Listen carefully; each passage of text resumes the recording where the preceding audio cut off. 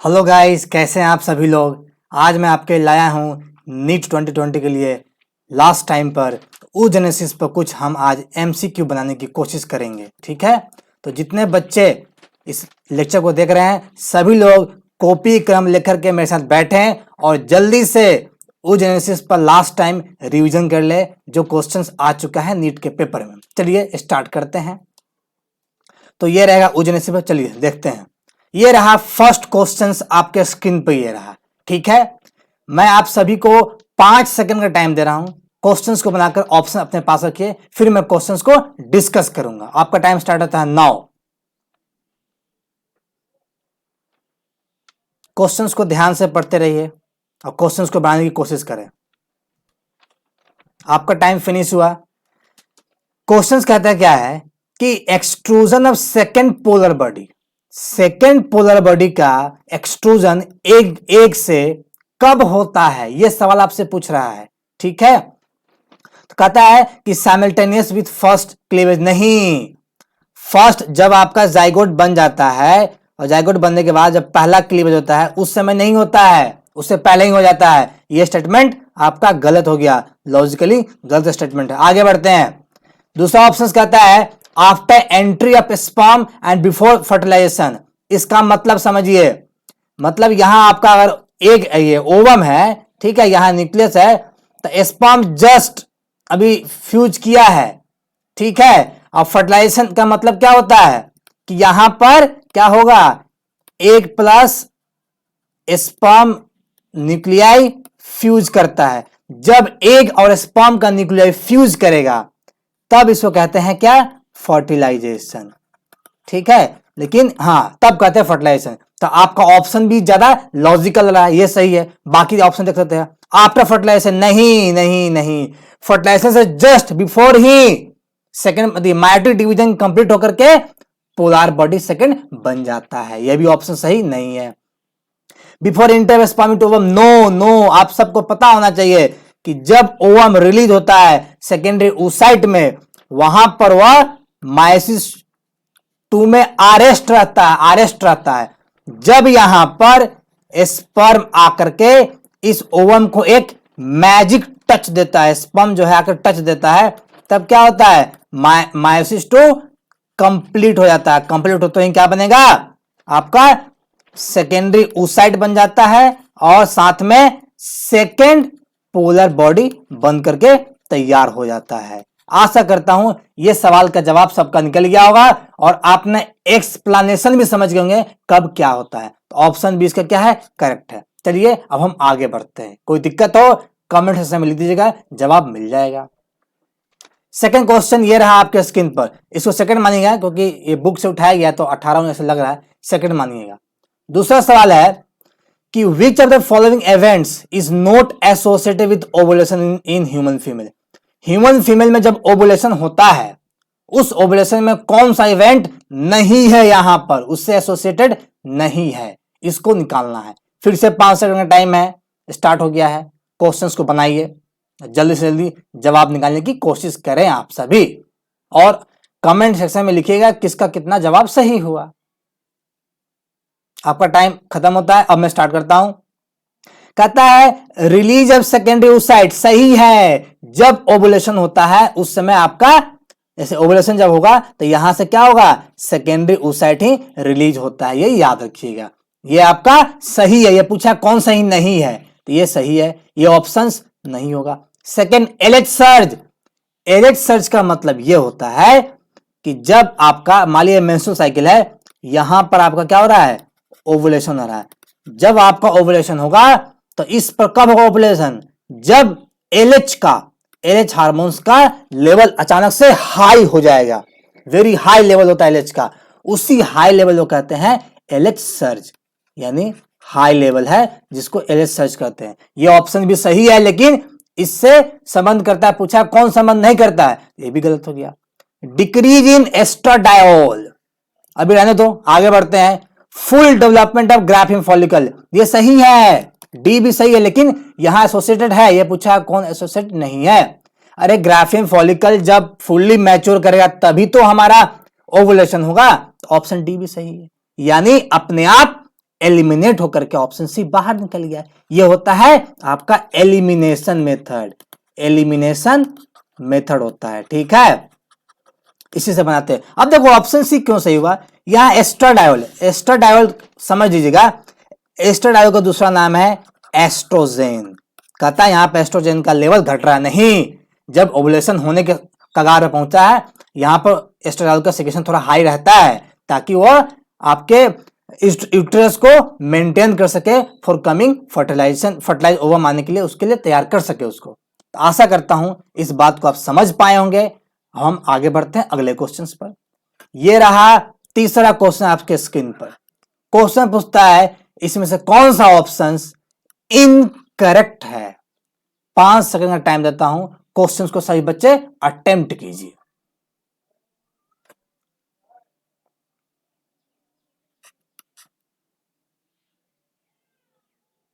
आपका टाइम खत्म होता है क्योंकि ये क्विक रीजन है, जल्दी जल्दी बनाना भी पड़ेगा।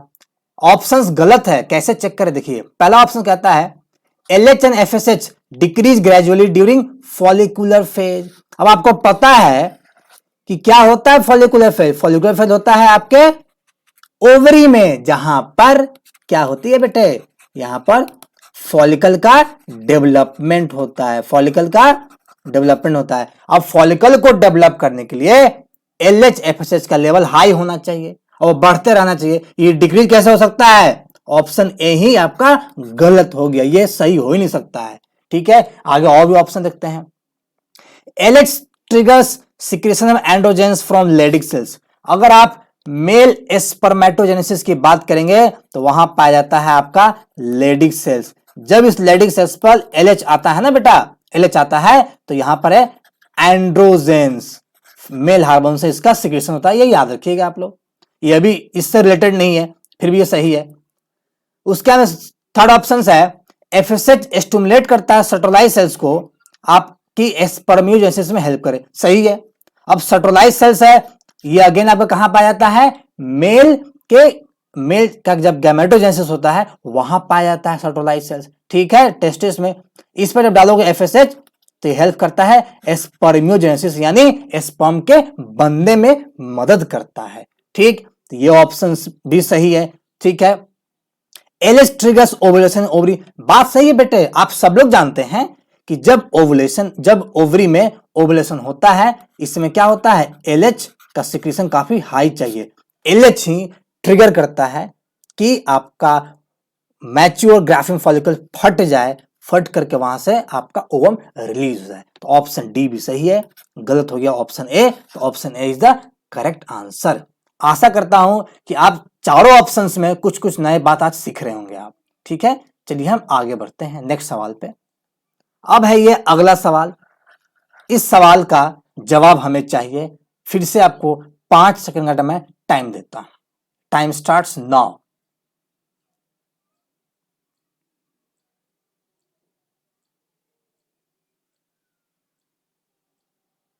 आपका टाइम अप होता है क्योंकि ये क्विक रिवीजन है बेटा। अब सवाल है कि ह्यूमन फीमेल्स में मायोसिस 2 कंप्लीट नहीं होता है, कब तक कंप्लीट नहीं होता है। अब समझो मायोसिस 1 कंप्लीट होने के बाद में, मायोसिस 1 जब कंप्लीट हो गया था उसके बाद में आपका ये क्या उसके बोलते हैं सेकेंडरी oocyte, सेकेंडरी oocyte था। तो सेकेंडरी oocyte मायोसिस 1 कंप्लीट होने के बाद में ये मायोसिस 2 स्टार्ट कर देता है, लेकिन मायोसिस 2 में जाकर के ये अरेस्ट हो जाता है। कब तक अरेस्ट होगा, जब तक कि इस सेकेंडरी oocyte को क्या है, स्पर्म का टच न मिल जाए। स्पर्म जब टच कर देगा इसको तो इसका मायोटिक 2 कंप्लीट हो जाता है। तो इस एक्सप्लेनेशन के अकॉर्डिंग क्या होगा, फर्स्ट ऑप्शन होगा नहीं, यूट्राइन से मतलब नहीं है, प्यूबर्टी होगा नहीं, बर्थ होगा नहीं, आपका आंसर होगा फर्टिलाइजेशन। जब फर्टिलाइज करे, यानी फर्टिलाइजेशन का मतलब यहां पे जब स्पर्म इंटर कर गया ओवम में, तब क्या होगा, आपका मायोटिक 2 कंप्लीट हो जाता है। इस बात को दिमाग में बैठा लीजिएगा। हम आगे बढ़ते हैं, आशा करते हैं सबसे क्वेश्चन बन पा रहा होगा। चलिए आगे बढ़ते हैं। यह रहा अगला क्वेश्चन आपके स्क्रीन पर, इस क्वेश्चन को बनाइए। क्वेश्चन कहता है which of the following layers in the enteral follicle is a cellular. Enteral follicles में कौन सा आपका एक लेयर्स है जो सेल नहीं होता है? समझे? ए का मतलब विदाउट, नो सेल। तो इसका आंसर जल्दी से हमें बताइए। 5 सेकंड का टाइम दिया जा रहा है, फटाफट सवाल को बताते रहिए। चलिए आपका टाइम अप हुआ। मैं आपको सिर्फ आंसर ही नहीं बता रहा हूं, चारों ऑप्शंस का कुछ कुछ पार्ट उसके बारे में ही बता रहा हूं, कुछ नई इंफॉर्मेशन भी दे रहा हूं। अब कहता है पहला ऑप्शन है स्टोमा। अगर आप ओवरी को देखोगे तो ओवरी का इंटरनल पार्ट को बोलते हैं स्टोमा। ठीक है, स्टोमा तो सेल का पार्ट ही होता है, तो ये गलत हो गया। बी है जोना पैलोसिडा। अगर आपको पता होगा कि जब हमारा प्राइमरी फॉलिकल्स मैच्योर होकर सेकेंडरी बनता है, सेकेंडरी जाता है टर्सरी फॉलिकल्स में, यहां पर जब मेरा oocyte बनकर तैयार हो जाता है, oocyte, जब मेरा सेकेंडरी oocyte बनकर यहां तैयार होता है, तो आप देख पाएंगे कि इस oocyte के चारों तरफ एक जोना पेलुसिडा का लेयर बन जाता है। और ये जोना पेलुसिडा कुछ नहीं है, ये ग्लाइकोप्रोटीन्स होता है, ग्लाइकोप्रोटीन होता है जोना पेलुसिडा। ये तो प्रोटीन हो गया, सेल तो हुआ ही नहीं, इसीलिए ऑप्शन बी आपका सही हो गया, ये ए सेलुलर है। सी है ग्रैनुलोसा सेल्स। आपको पता है कि इस सेकेंडरी oocyte के चारों तरफ बहुत सारे क्या है, लेयर्स ऑफ सेल्स है, जिसको आप कहते हैं ग्रैनुलोसा सेल्स भी कहते हैं। ठीक, अब यही ग्रैनुलोसा सेल्स के बाहर में कुछ सेल्स होते हैं जिसको कहते हैं थेका इंटरना, और उसके बाहर जो होता है उसको बोलते हैं थेका एक्सटर्ना। तो आशा करता हूं आप थेका सेल्स इस सब का मतलब आप समझ पाए होंगे। यहां आंसर्स इसका बी होगा। अब अगला क्वेश्चन ये रहा आपके स्क्रीन पर। इसमें क्वेश्चन पूछता है मैमेलियन कॉर्पस ल्यूटियम का इसमें से मेन फंक्शन कौन सा है? चलिए फिर से आपको 5 सेकंड का टाइम देते हैं, जल्दी से जवाब निकालिए, क्योंकि जितना जल्दी बनाएंगे सवाल उतना मौका मिलेगा और आप क्वेश्चन ज्यादा से ज्यादा बना पाएंगे नीट में, ताकि आप 360 में 360 स्कोर कर पाए। चलिए आगे बढ़ते हैं। आशा कर सबने बना लिया हुआ। मैं सवाल सोल्व करता हूं। अगर मैमालियन कॉर्पस ल्यूटियम की बात करें, आपको पता है कि जब आपका मैच्योग्राफियन फॉलिकल्स ओवम रिलीज कर देता है, तो यहां पर एक ruptured remaining part of ovary बनता है, जिसको कॉर्पस ल्यूटियम कहते हैं। ये कॉर्पस ल्यूटियम याद रखिएगा प्रोजेस्टेरोन हार्मोन्स को रिलीज करता है, क्योंकि ये प्रोजेस्टेरोन हार्मोन्स करता क्या है, ये मेंटेन करता है किसको, मेंटेन यूट्रस में इंडोमेट्रियम को ये मेंटेन करता है, ताकि अगर आपका जो ओवम रिलीज हुआ सेकेंडरी oocyte में, अगर ये आपका यहां फर्टिलाइज हुआ स्पर्म के आने से, तो आपका जाइगोट बनेगा। तो इस जाइगोट को रिसीव करने के लिए, यूट्रस में इंप्लांट करने के लिए, ये प्रोजेस्टेरोन यूट्रस के इंडोमेट्रियम वॉल को तैयार करता है। और इंडोमेट्रियम क्या है, इनर वॉल है आपके यूट्रस का, बाहर से सबसे, जैसे यूट्रस देखेंगे आप तो यहाँ पर जो है सबसे ये इंडोमेट्रियम है, बीच में मायो, सबसे और अंदर जाएंगे पेरीमेट्रियम। तो मैं इंडोमेट्रियम कर रहा हूं, यानी अंदर से बाहर जाओगे, यूट्रस की तरफ जाओगे, तो आपका इंडोमेट्रियम दिखाई देता है। ठीक है, आशा करते इस बात को समझ पा रहे होंगे। आगे बढ़ता हूं मैं, नेक्स्ट क्वेश्चन की तरफ बढ़ता हूं। उससे पहले बाकी सब ऑप्शंस के बारे में देख लो। एस्ट्रोजेंस, नो, एस्ट्रोजेंस नहीं करता है। HCG हार्मोन्स, ये ह्यूमन कोरियोनिक गोनाडोट्रोपिन, आगे आपको बताएंगे। ये HCG हार्मोन्स आपका प्लासेंटा रिलीज करता है, प्लासेंटा आपका रिलीज करता है HCG हार्मोन्स को, याद रखिएगा बेटे। रिलैक्सिन्स की बात करें तो रिलैक्सिन्स लेटर ऑन जाकर के ये कॉर्पस ल्यूटियम रिलैक्सिन्स भी सिक्रेट करता है, याद रखिएगा। ये कॉर्पस ल्यूटियम रिलैक्सिन्स भी सिक्रेट करता है, इस बात को याद रखिए। लेकिन मेन फंक्शन इसका क्या है, प्रोजेस्टेरोन का, क्योंकि प्रोजेस्टेरोन शुरुआती दौर में यूट्रस के इंडोमेट्रियम को ये मेंटेन करता है। आशा करता हूं सारे ऑप्शंस के बारे में आप जान गए होंगे। हम आगे बढ़ते हैं। अब एक सवाल यहां पूछा, बड़ा बढ़िया सवाल है ये, कि हमारे सोसाइटी में women are blamed for producing female children. इस जो ब्लेम किया गया है, choose the correct answer for sex determination in humans. Human में सेक्स का डिटरमिनेशन कैसे होता है, इसका ऑप्शंस नीचे चुने। सेक्स का डिटरमाइन कैसे करोगे? अगेन 5 सेकंड का समय देता हूं, जल्दी से बनाओ सवाल को।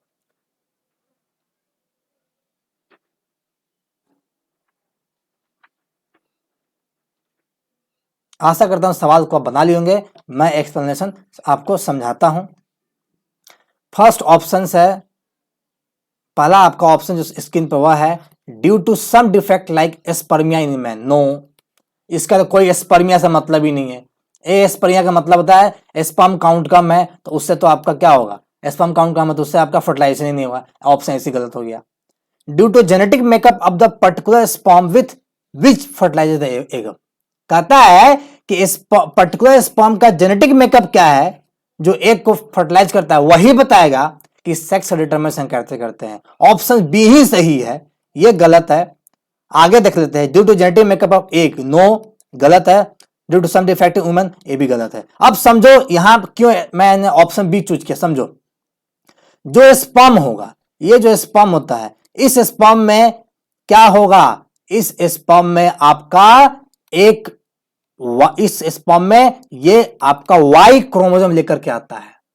मेल के स्पर्म में वाई क्रोमोसोम है और दूसरे स्पर्म में मान लो एक्स क्रोमोसोम है। ठीक है, आपके पास एग है, एग में सिर्फ एक्स क्रोमोसोम होता है, तो जो ओवम रिलीज हुआ ओवुलेशन के बाद, उसके पास मात्र एक एक्स क्रोमोसोम है। ठीक है, तो 50% चांस बनता है कि एक्स क्रोमोसोम वाला स्पर्म इससे जाकर फ्यूज कर जाए।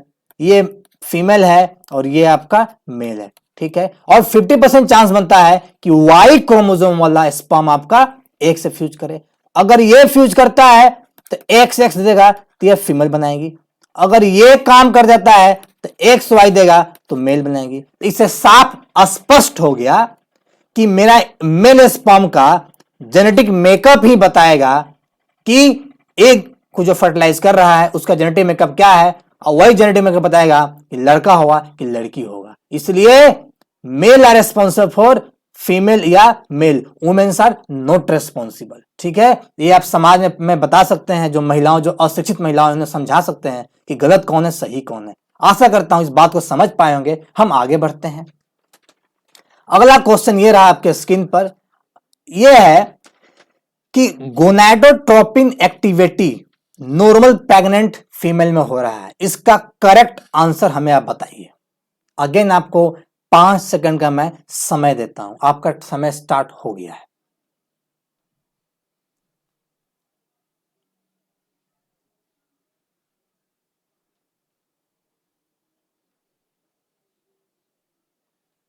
आशा करता हूं सबने बना लिया होगा और मैं सवाल को सॉल्व करता हूं। पहला ऑप्शन को ध्यान से देखिए, कहता है एफएसएच और एलएच के हाई लेवल। सबसे पहले समझिए गोनाडोट्रोपिन क्या होता है। आपको पता है कि हाइपोथैलेमस मैसेज देता है एंटीरियर पिट्यूटरी को, यहां से हार्मोन्स निकलता है, सॉरी हाँ, ये देगा यहां पर जीएनआरएस देता है, गोनाडोट्रोपिन रिलीजिंग हार्मोन्स। ये मैसेज देगा एंटीरियर पिट्यूटरी को, और एंटीरियर पिट्यूटरी क्या करता है, एफएसएच एलएच को सिक्रेट करता है। ये इंफॉर्मेशन याद रखिएगा। ठीक है, एफएसएच एलएच का सिक्रेशन हाई होने से इंडोमेट्रियम का थिकनिंग होता है। यह सरासर गलत है, क्योंकि इंडोमेट्रियम का थिकनिंग के लिए आपको क्या चाहिए, progesterone. Progesterone hormones mainly responsible होता है इंडोमेट्रियम वॉल को थिक करने के लिए। ऑप्शन ए लॉजिकली गलत है। आगे बढ़ते हैं। High level of FSH and LH facilitate implantation of embryo. No no no no no, ये इम्प्लांटेशन में भी हेल्प नहीं करता है, इसका हेल्प इम्प्लांटेशन में नहीं होता है। ठीक है, वहां पर प्रोजेस्टेरोन और एस्ट्रोजन ही काम करता है कि थिकनिंग किया, फर्दर उसमें से डेवलपमेंट करेगा और इम्प्लांटेशन करेगा। इसकी जरूरत नहीं है, क्योंकि आपको पता है ये दोनों हार्मोन्स क्या करता है, ये दोनों हार्मोन्स फॉलिकल के डेवलपमेंट में, फॉलिकल डेवलपमेंट में ये हार्मोन्स क्या करता है, काम करता है। पता आपको होना चाहिए। ठीक है, आगे बढ़ते हैं। HCG का हाई लेवल जब होगा तो एस्ट्रोजन प्रोजेस्टेरोन का सिक्रेशन कराएगा।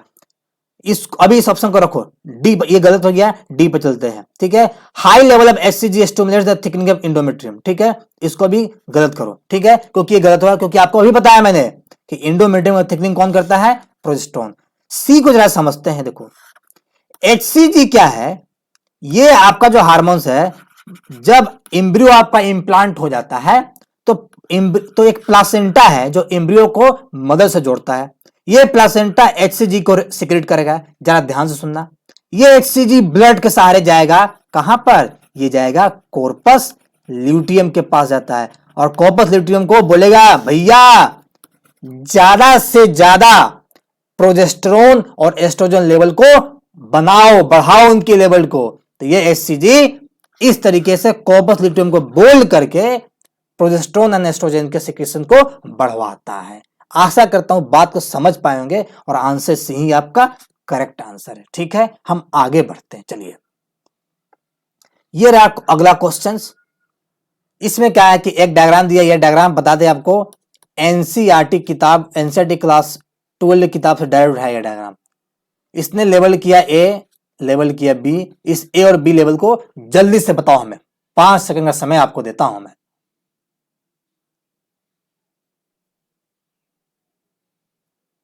आशा करते सबने बना लिया होगा। अब मैं क्वेश्चंस को बताता हूं। क्वेश्चन पूछा है ए और बी का एग्जैक्ट फंक्शंस और आइडेंटिफिकेशंस करो उसका। सबसे पहले हम ऑप्शन उठाते हैं। बी है कॉर्पस ल्यूटियम, बात सही है, कॉर्पस ल्यूटियम होता है।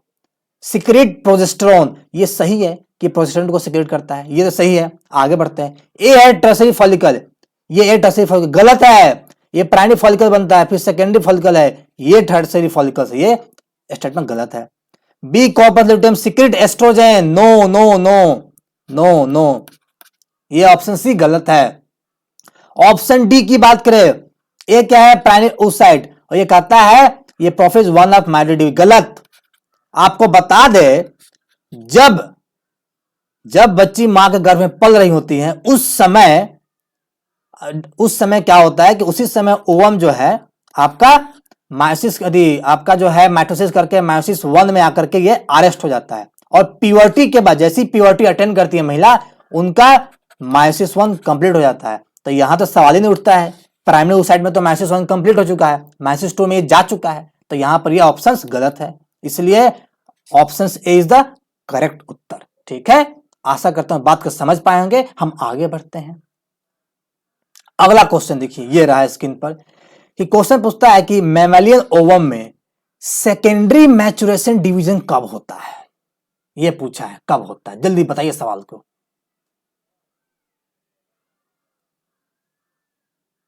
आशा करता हूं सवाल सबसे बन चुका होगा। अब मैं समझाता हूं। देखो पहला जो मैचुरेशन डिवीजन होगा, फर्स्ट मैचुरेशन में क्या होता है, मायोसिस 1 कंप्लीट हो चुका है। जब आपका सेकेंड मैचुरेशन में आएगा तो यहां मायोसिस 2 में इंटर हो करके मायोसिस 2 क्या हुआ, आपका अरेस्ट हो चुका है, आपका सेकेंडरी oocyte मायोसिस 2 में जाके अरेस्ट हो गया, आगे नहीं बढ़ेगा। ये होगा अपना भैया, देखो लिखा हुआ है shortly after ovulation before the ovum max into the fallopian tube, गलत है। और ये तो कोई लॉजिक बनता ही नहीं कि ओवुलेशन के बाद और फैलोपियन ट्यूब से इंटर करने से पहले ही आपका सेकेंड मैचुरेशन कंप्लीट हुआ, नहीं। Until after the ovum has been penetrated by sperm, वही क्वेश्चन रिपीट किया है कि जब तक स्पर्म ओवम को पेनिट्रेट नहीं कर देता है तब तक मायोसिस 2 कंप्लीट नहीं होगा। तो यहां स्पर्म डाल दो, जैसे स्पर्म सिर्फ टच किया मायोसिस 2 क्या हुआ, कंप्लीट हो गया। ठीक है, इसीलिए option B is correct. Until nucleus sperm has fuse, no no no, तो बात की बात है, सिर्फ एक से टच कर जाए आपका स्पर्म, मायोसिस 2 कंप्लीट हो गया, उसके बाद में इसका न्यूक्लियस क्या होगा, वो फ्यूज करेगा, लेटर ऑन प्रोसेस है। फर्स्ट में तो यही हो जाता है, ऑप्शन सी नहीं होगा। In the graafian follicle following the first maturation, no no no no, ये ऐसा नहीं होता है। आशा करता हूं बात को समझ पाएंगे, ऑप्शन बी क्या है, करेक्ट है। चलिए हम आगे बढ़ते हैं। अब आता है अगला क्वेश्चन, ये रहा आपके स्क्रीन पर कि ह्यूमन फीमेल में ओवुलेशन होता है मेंस्ट्रुअल साइकिल के समय में, तो ये ओवुलेशन कब होता है ये बताना है आपको। अगर आप सभी को याद होगा कि मेंस्ट्रुअल साइकिल में कितने फेज होते हैं, आप किस फेज में है, ये तब बन जाएगा सवाल आपसे। बनाइए जल्दी से।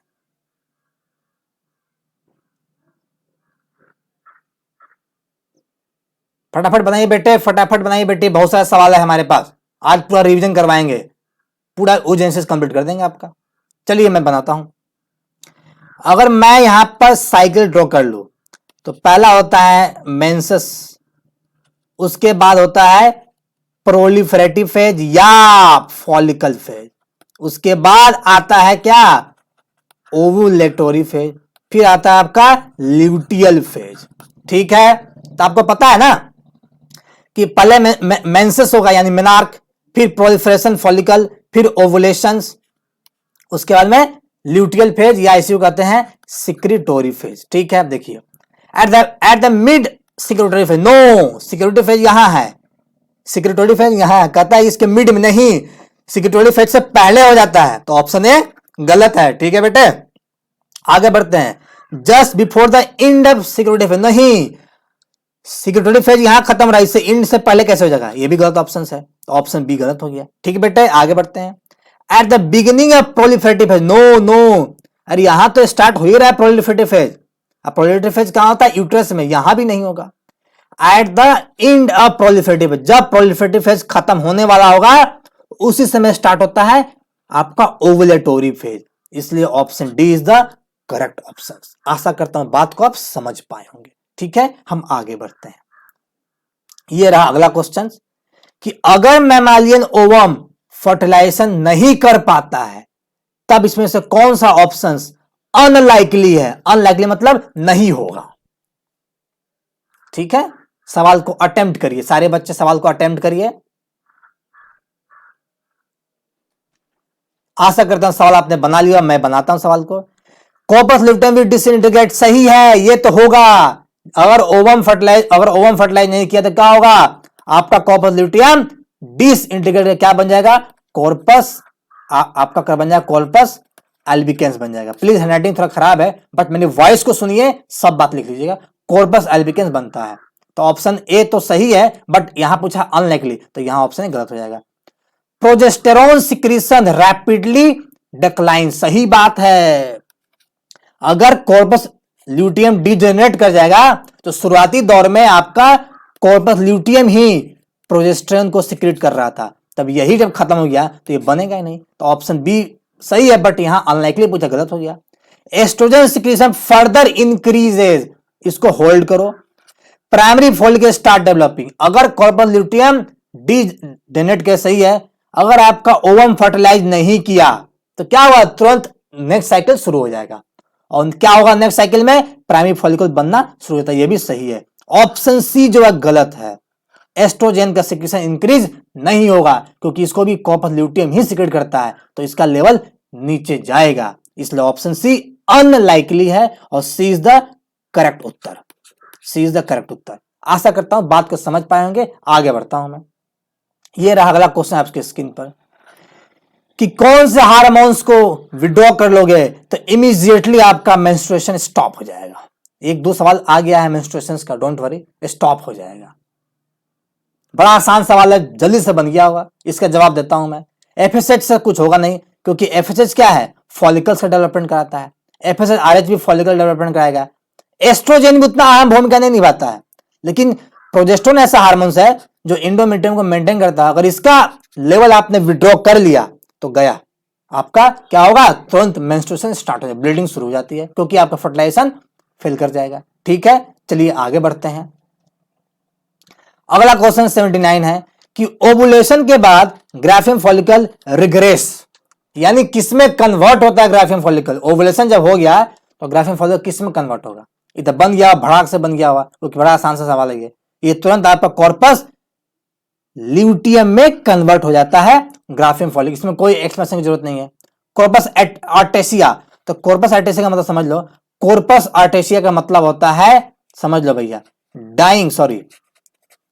Dying of corpus luteum. जब कॉर्पस ल्यूटियम का डेथ हो जाता है तो उसके डेथ को कहते हैं कॉर्पस आर्टेसिया। कॉर्पस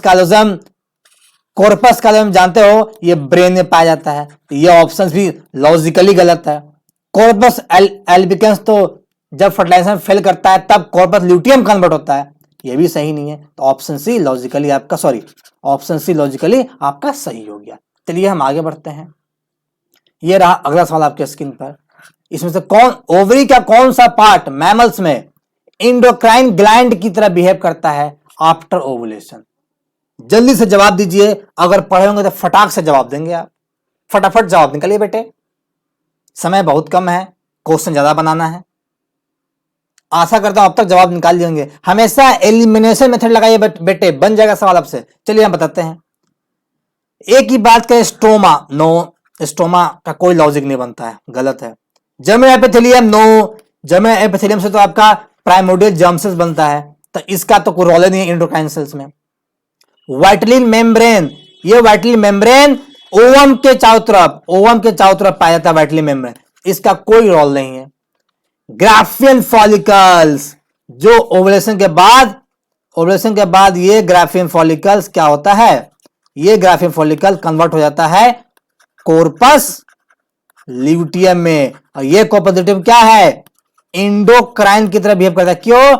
ये इसलिए बिहेव करता है इंडोक्राइन की तरह क्योंकि ये प्रोजेस्टेरोन, एस्ट्रोजेन, रिलैक्सिन, ये तमाम हार्मोन्स को ये रिलीज करता है, उसी को कहते हैं इंडोक्राइन सेल्स। आशा करता हूं बात को समझ पाओगे, और इसका option D is the correct answer, बाकी सब गलत हो गया। आगे बढ़ते हैं बेटे, चलिए। ये रहा अगला सवाल आपके स्क्रीन पर कि मैमालियन कॉर्पस ल्यूटियम क्या बनाता है। इतना बता दिया, आप तो जवाब आराम से निकालोगे कि मैमालियन कॉर्पस ल्यूटियम क्या बनाता है। ये आपका प्रोजेस्टेरोन को, मेनली प्रोजेस्टेरोन बनाता है, याद रखना, मेनली प्रोजेस्टेरोन बनाता है। बाकी सब ऑप्शंस गलत है, सबका आपको एक्सप्लेनेशन पता है। हम आगे बढ़ते हैं।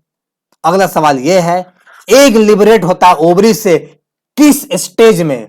अरे इससे आसान सवाल क्या होगा, जल्दी से जवाब दे दिए होंगे सब लोग कि एग जो है ओवरी से रिलीज होता है सेकेंडरी oocyte स्टेज में होता है, प्राइमरी में नहीं होगा, oogenesis स्टेज में नहीं होगा, मैच्योर ओवम स्टेज नहीं, ये आपका सेकेंडरी oocyte के स्टेज में होता है। उसके बाद उसका मैच्योरेशन फर्दर करके मैच्योर ओवम बनाएगा, फिर फर्टिलाइजेशन करता है। ठीक है, आशा करता हूं बात को समझ पा रहे होगे और आंसर भी बना पा रहे होगे।